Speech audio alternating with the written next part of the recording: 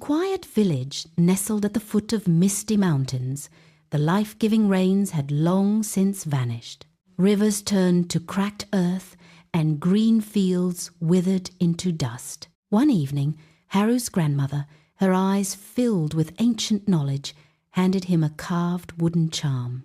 "The shrine at the mountain's edge holds the balance of rain," she whispered. "If it is forgotten, the water stays hidden.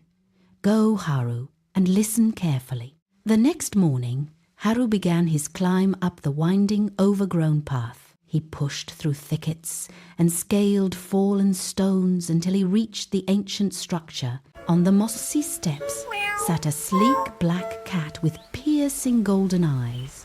"You're late," the cat said, its voice echoing with a strange clarity. Before Haru's astonished eyes, the creature shimmered with ethereal light. Its form stretched and shifted, transforming into a young girl named Kuro, the keeper of the shrine and the rain. Haru stood in awe as the wind whispered through the trees. Kuro explained that she had sealed the rains away to protect the people. Determined to help, Haru began to clean the neglected shrine. He worked tirelessly, repairing beams and clearing debris. Kuro watched him, shifting between her human and feline forms. "Why do you care?" she asked one afternoon. Haru wiped the sweat from his brow and replied simply, "Because no one else is here." As twilight painted the sky in hues of orange and purple, Haru placed a fresh offering at the altar. Kuro stood beside him,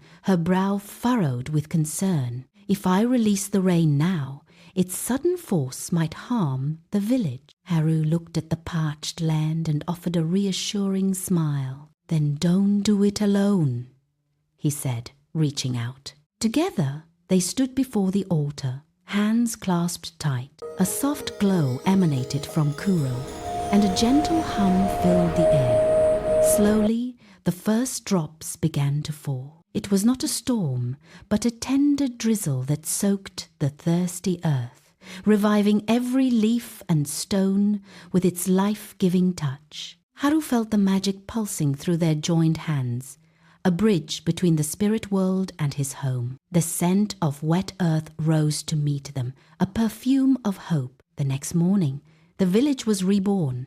Fields turned green and rivers began to sing once more. Kuro had vanished into the mist, but sometimes, when a gentle rain falls, a black cat with golden eyes is seen. Haru smiled, knowing that kindness, courage, and care could restore even what seemed lost forever.